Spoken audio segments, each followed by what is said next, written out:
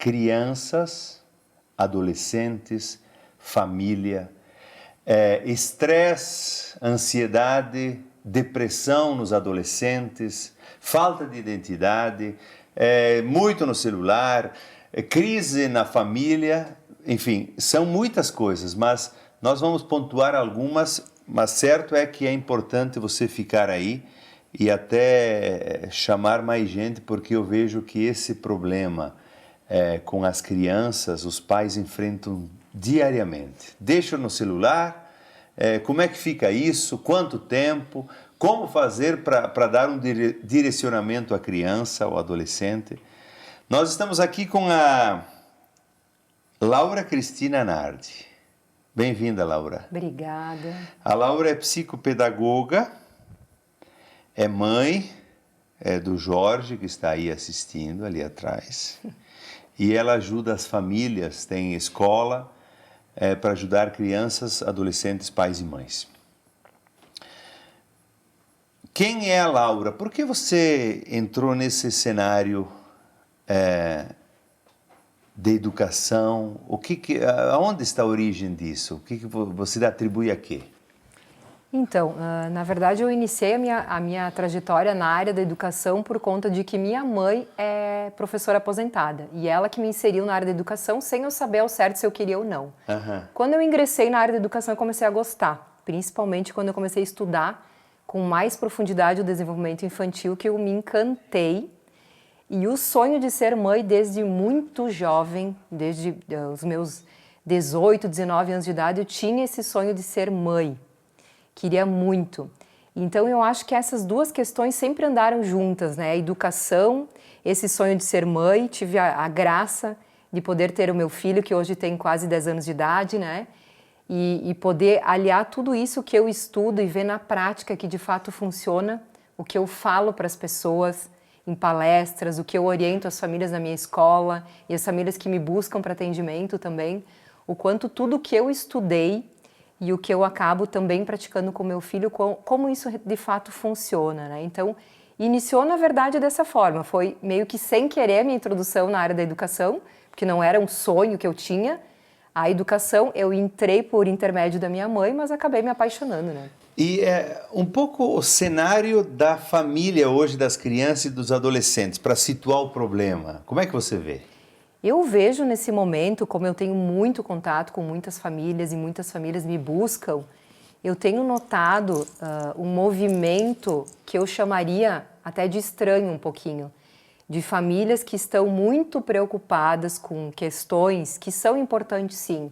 A gente se preocupar com o nosso trabalho, com o dinheiro, que é importante, a gente precisa, mas eu tenho visto um excesso de olhar para estas questões mais materiais e eu vejo crianças e adolescentes abandonados dentro de suas próprias casas, porque não basta ter pai e mãe dentro de casa.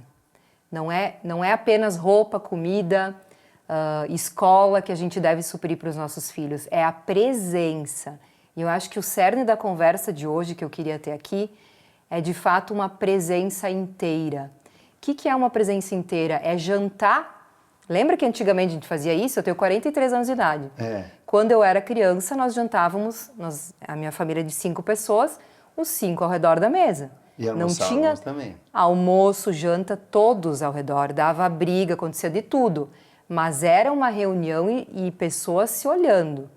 E hoje eu vejo que é muito raro acontecer isso. Eu vejo com muita tristeza crianças com um quarto mega equipados, com toda a tecnologia disponível, televisão gigante, com aparelhos tecnológicos, um quarto que a criança não tem nem vontade de sair dentro dele porque lá tem tudo.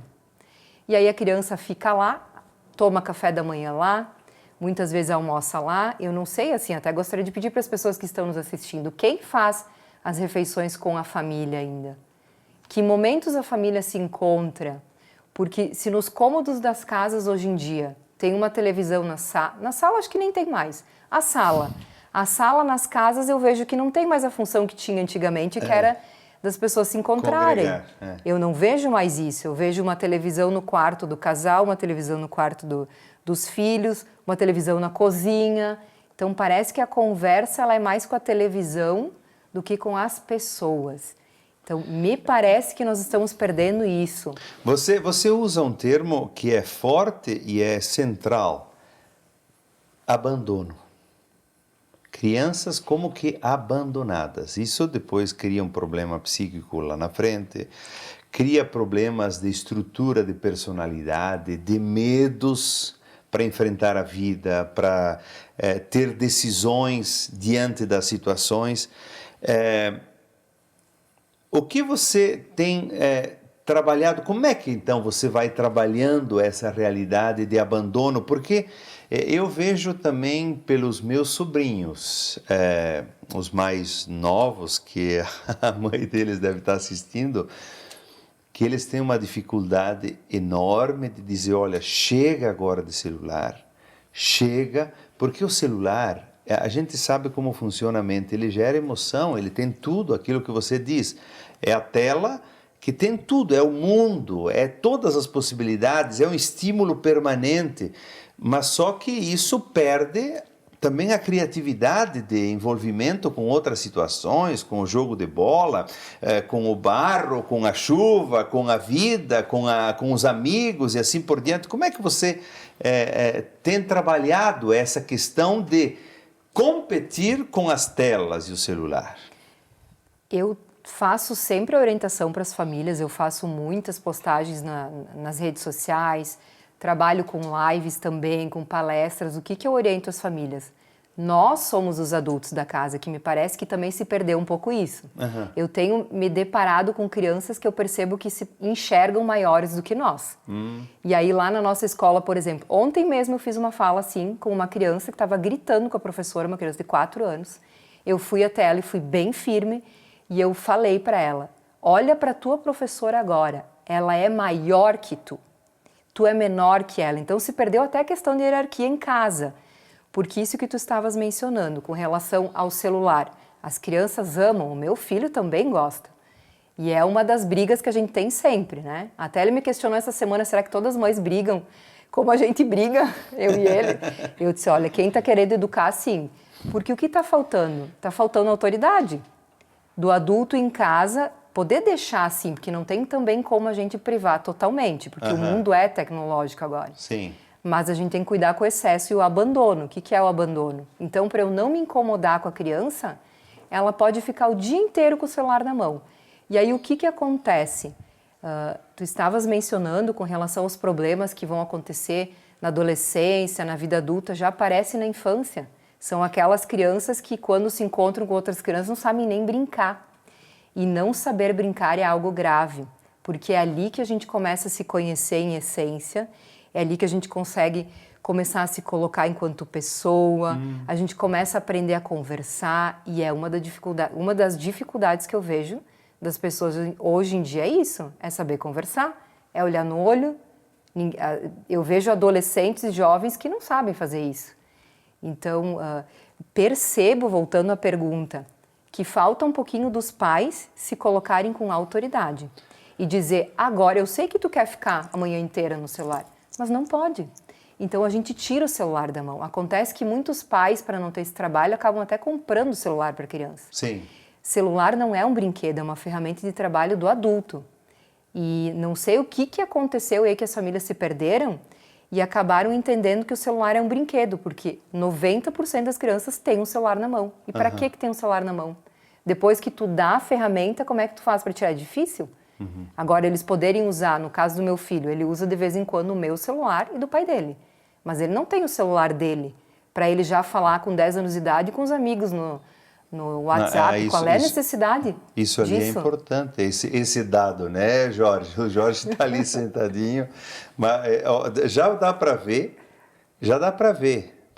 mostra ele lá no canto. Já dá para ver que é uma postura diferente, que é uma criança diferente. Porque se fosse alguém atrelado a celulares, ele não aguenta nem ficar aí. Não aguenta ficar parado esperando.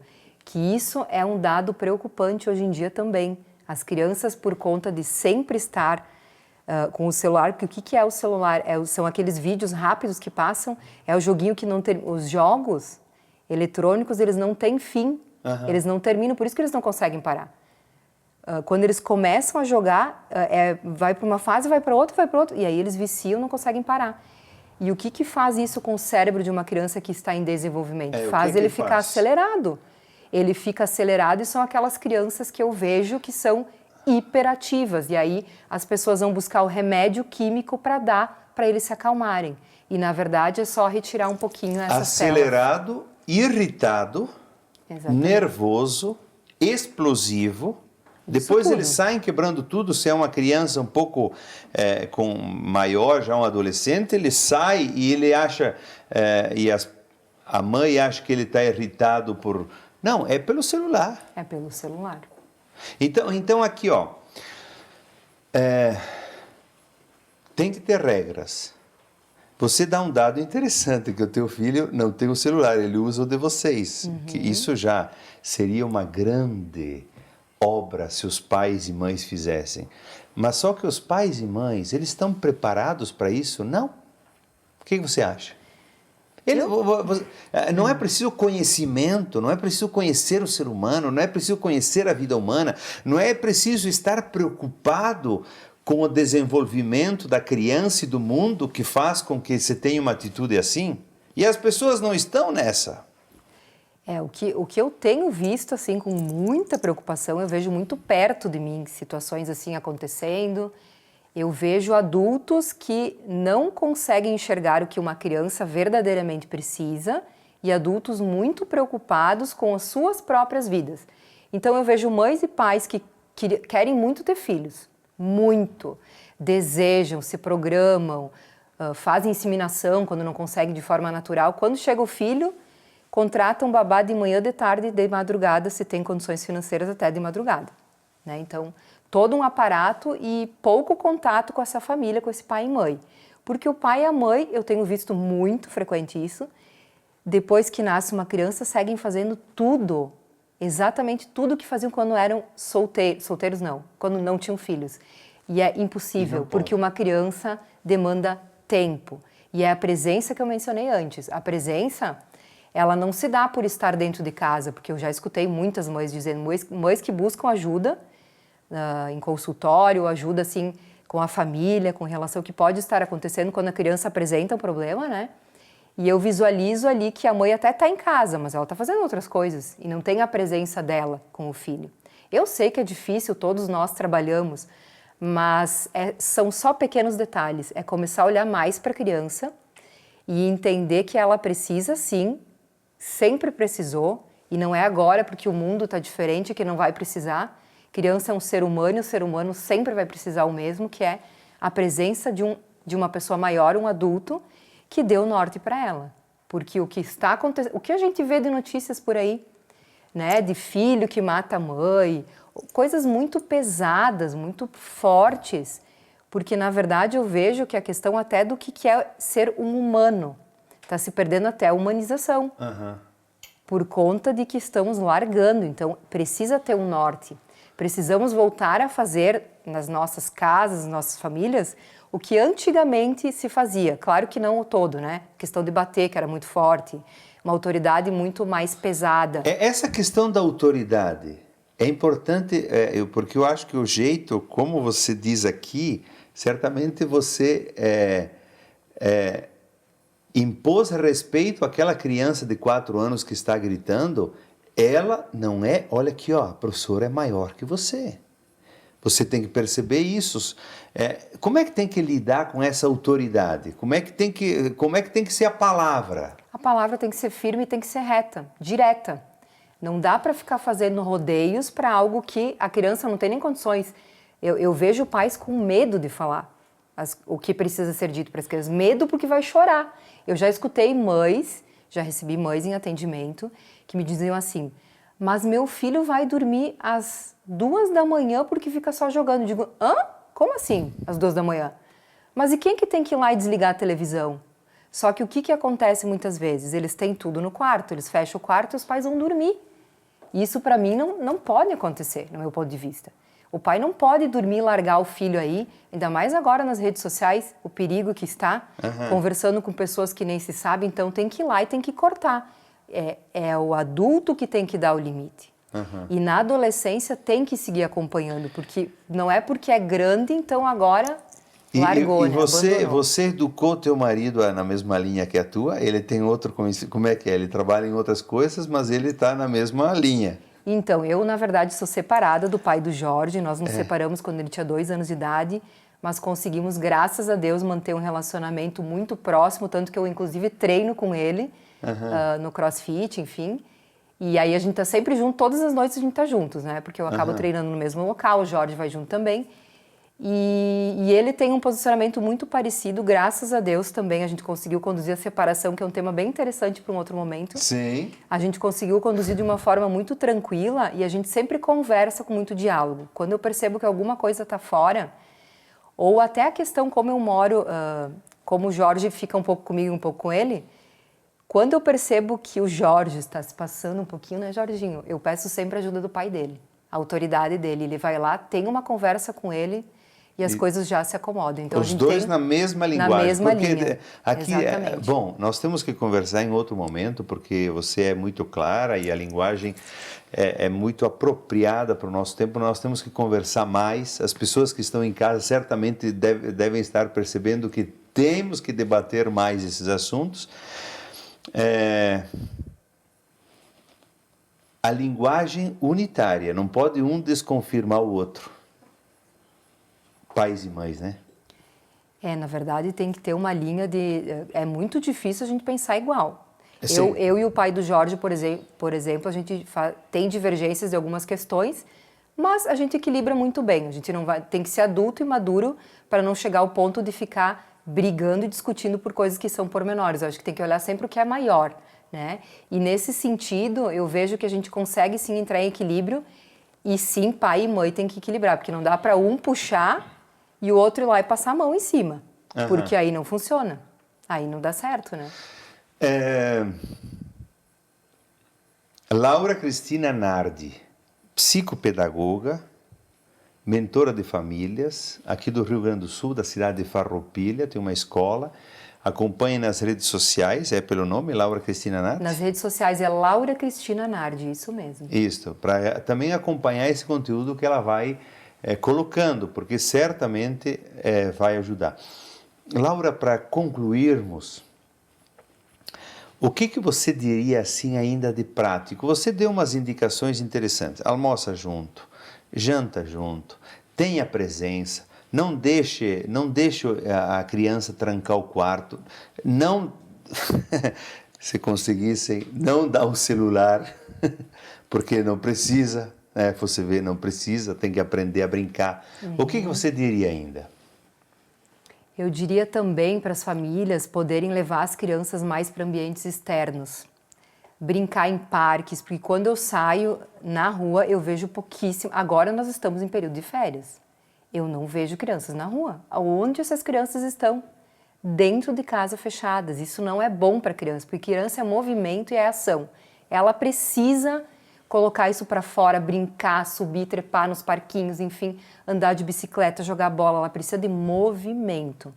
Só que para ela ter movimento tem que ter um adulto acompanhando. Então eu faço um convite aí para as famílias, porque muitas crianças estão adoecendo mentalmente por estarem muito fechadas dentro de casa. Então mais uma dica aí, pessoal, para quem gostaria de trazer mais saúde mental e uma vida mais saudável para suas crianças. Jorge, vem cá. O Jorge tem que vir aqui porque falamos dele, né? Pode sentar. Tudo bem, Jorge? Uhum. Então tu ocupa o celular, mas não o tempo todo, né? Até gostaria, né? Mas aí dá umas brigas entre eu e ele, né? E a tua mãe é firme. Isso aí. Então, Laura, muito obrigado. Eu acho que essa conversa, ela já abre muito horizonte, porque foi muito clara e muito precisa, e as pessoas que estão em casa, elas têm que pedalar, né? Tem que pedalar. Quando a gente percebe, eu tô num cenário difícil aqui, bom, pedala, vai para frente, vai buscando, vai aprendendo, vai conhecendo, vai se informando com conteúdos bons, porque solução tem. Tem. Mas é preciso ter postura, ter conhecimento, buscar Buscar ajuda se buscar precisa. ajudas e assim por diante.